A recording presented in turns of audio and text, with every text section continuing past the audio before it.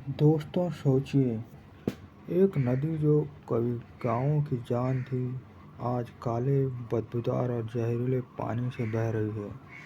खेती बंद हो गई, लोग बीमार पड़ रहे हैं, जानवर मर रहे हैं और करीब 20 लाख लोगों की ज़िंदगी खतरे में है। ये कहानी है जोधपुर की जोजरी नदी की।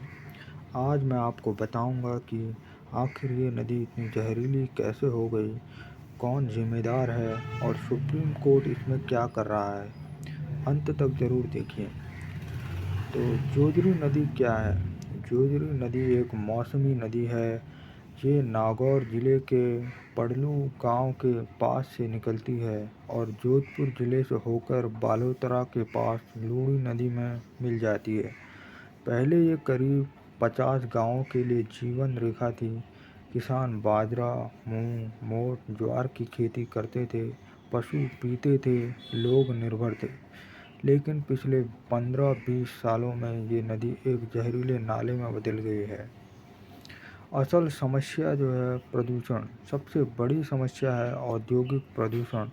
जोधपुर और आसपास, खासकर बोरा नाड़ा इंडस्ट्रियल एरिया में सैकड़ों टेक्सटाइल यूनिट्स, खासकर tie and dye and dyeing units, steel और केमिकल फैक्ट्रियां अपना बिना ट्रीट किया, अधूरा ट्रीट किया हुआ गंदा पानी सीधे नदी में छोड़ रही हैं।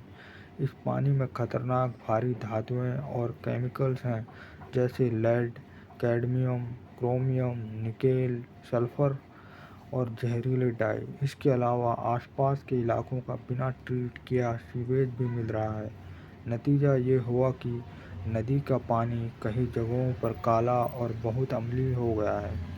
बदबू इतनी तेज है कि पास खड़ा होना मुश्किल है।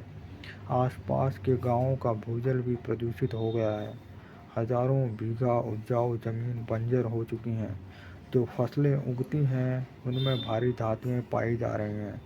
लोगों को त्वचा की बीमारी, सांस की समस्या, जोड़ों का दर्द और अन्य बीमारियां हो रही हैं। कुछ गांवों से लोग पलायन करने लगे हैं क्योंकि रहना मुश्किल हो गया है।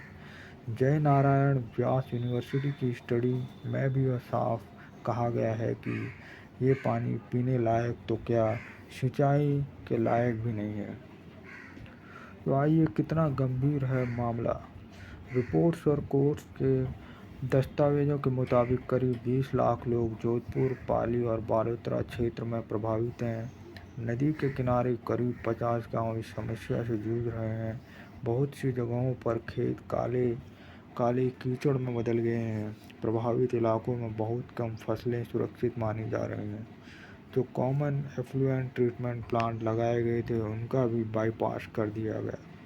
2026 में एक गुप्त 4 किलोमीटर लंबी अंडरग्राउंड पाइपलाइन पकड़ी गई, जिससे बिना ट्रीट किया जहरीला पानी सीधे नदी में डाला जा रहा था। सुप्रीम कोर्ट ने इस स्थिति को अलार्मिंग बताया और लोगों की पीड़ा को अनबिलीवेबल कहा। तो सरकार और कोर्ट की कार्रवाई। ये समस्या करीब 2 दशक से चल रही है।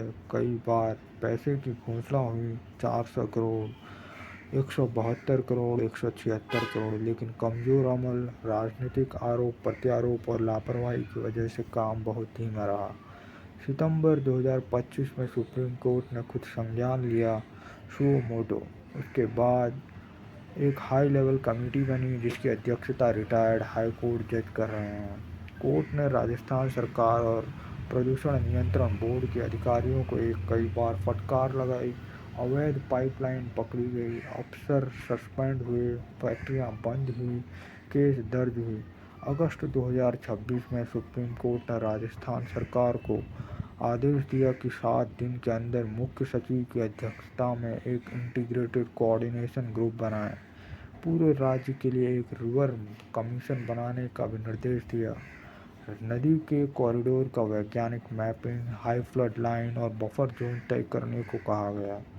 जब तक ये काम नहीं होता, नदी क्षेत्र में नया निर्माण रोक दिया गया है। कोर्ट का साफ संदेश है, हम 20 लाख लोगों की जान बचाएंगे, चाहे कितनी भी नौकरियां क्यों ना चली जाएं। अभी क्या स्थिति है अगस्त 2026 तक? अभी भी नदी जहरीली है। सफाई और वैज्ञानिक जांच आईआईटी और नीरी की मदद से चल रही है। कुछ फैक्ट्रियां बंद हुई, कुछ गिरफ्तारियां हुई, लेकिन असली परीक्षा ये है कि क्या बिना ट्रीट किए औद्योगिक कचरा हमेशा के लिए बंद हो पाएगा। सुप्रीम कोर्ट इस मामले में लगातार नज़र रखे हुए है।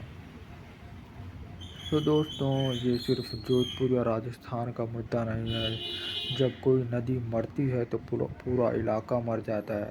स्वास्थ्य, खेती, भूजल और आने वाली पीढ़ियाँ। अगर आप जोधपुर या आसपास के हैं या नदियों की चिंता करते हैं तो इस वीडियो को ज़्यादा से ज़्यादा शेयर कीजिए। जागरूकता ही पहला कदम है। आपको लगता है कि स्थायी समाधान क्या होना चाहिए? कमेंट में ज़रूर बताएं। अगर वीडियो पसंद आए तो लाइक, शेयर और सब्सक्राइब कर दीजिए। धन्यवाद।